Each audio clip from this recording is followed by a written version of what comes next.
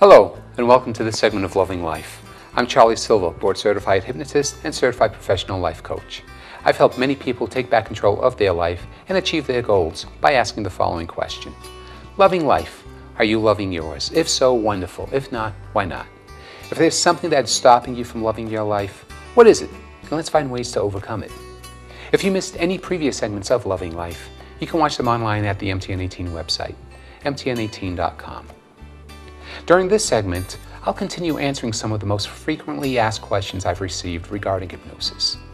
As I've commented many times, I really appreciate it when someone takes the time to send me a comment or question because it reinforces my belief in the fact that most people desire to expand their knowledge of our universe and the wonderful gifts God has given each of us.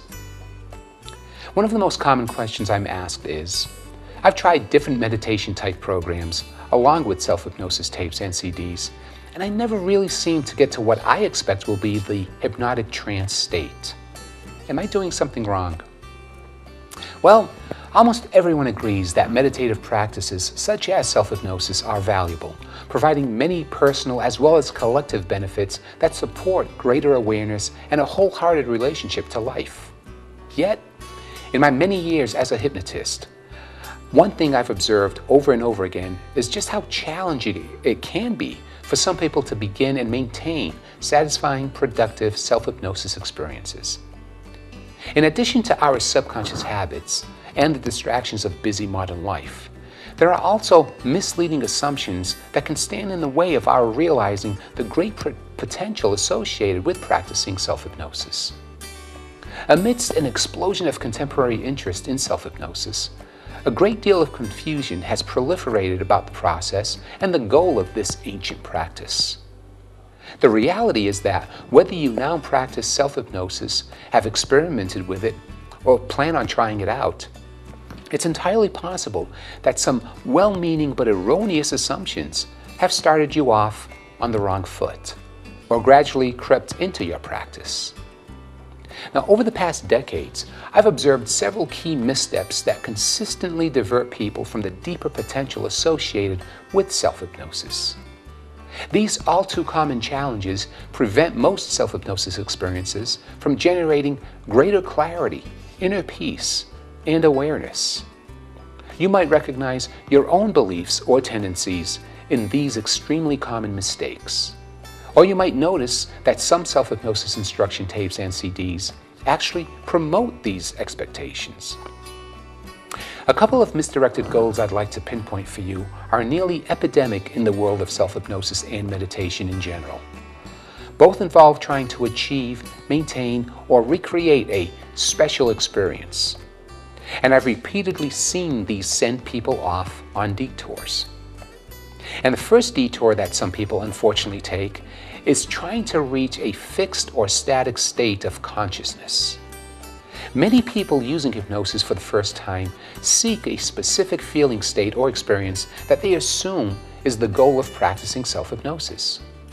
You may be trying to seek this state during the practice, or as a result of the practice, or both. Such states might include a sense of peace, calm, tranquility, openness, or joy. This is an extremely common approach to meditative practice, but the truth is that achieving a particular heightened state of consciousness is not the point of these practices. In fact, it can sometimes even be counterproductive to the real purpose of self-hypnosis. The challenge with this goal is that feeling and experiencing certain states naturally come and go, and always will.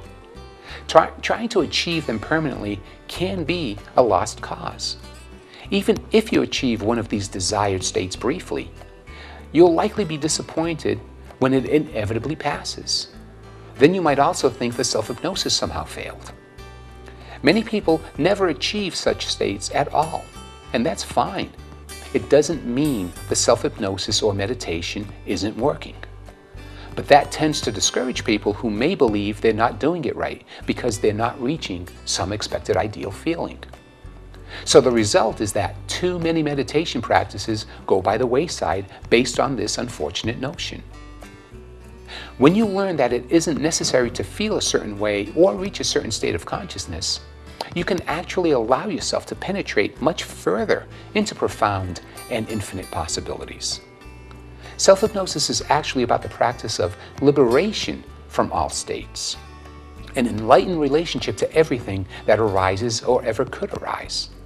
It helps you focus on helping yourself to cultivate a feeling that there is no need to feel any particular way at all.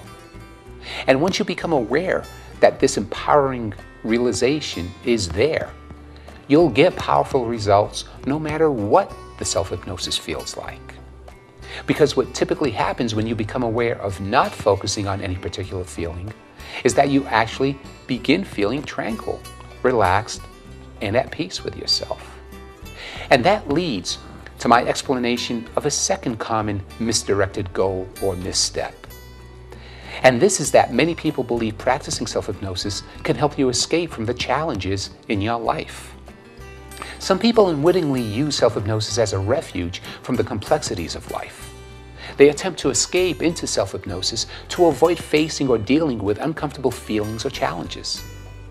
Now, this is a tricky misstep to detect sometimes, since peace or disengagement may appear preferable to the complexity or messiness of dealing with life's challenges.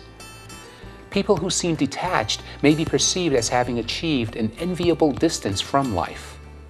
But sometimes they're really just checked out and not really allowing themselves to experience the true inner peace and harmony that self-hypnosis can provide. This checked out approach won't produce the kind of results most people really want. If you found yourself trying to use self-hypnosis in this way, you may not be attending to things that authentic inner peace would give you the strength to meet head on.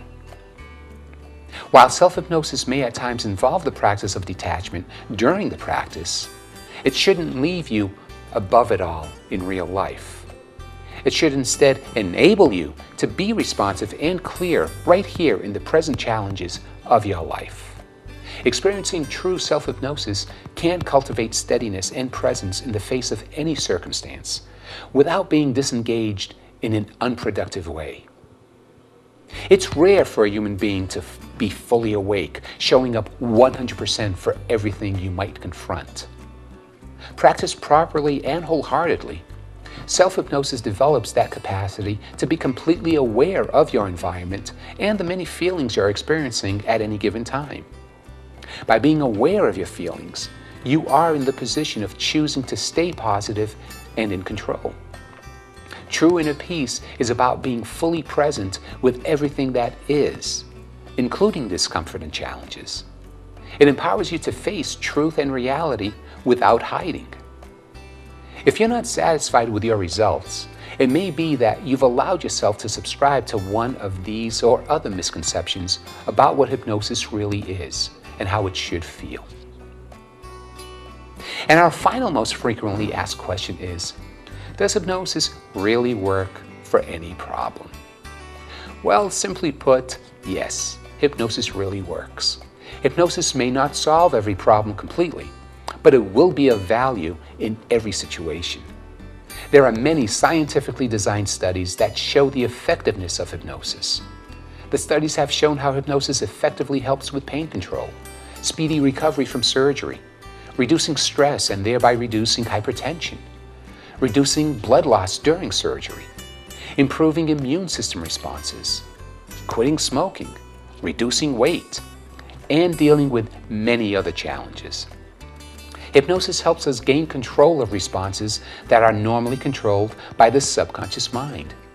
These responses can help increase motivation to help you take back control of your life and achieve your goals.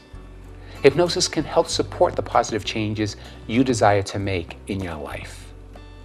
You may think that hypnosis might not work for you because you have a very unique problem. Well, the process of hypnosis can be adapted to your specific needs. Although it would be impossible for anyone to make a comprehensive list of everything hypnosis is good for, I've helped many people take back control of their life and achieve their specific goals. To all of our viewers again, thanks for taking the time to send in your questions. And be sure to check my website for upcoming Take Back Control of Your Life workshops. The workshops are free of charge. If you have goals you'd like to achieve but have been unable to do so, attending one of my workshops may be all you need to take back control of your life.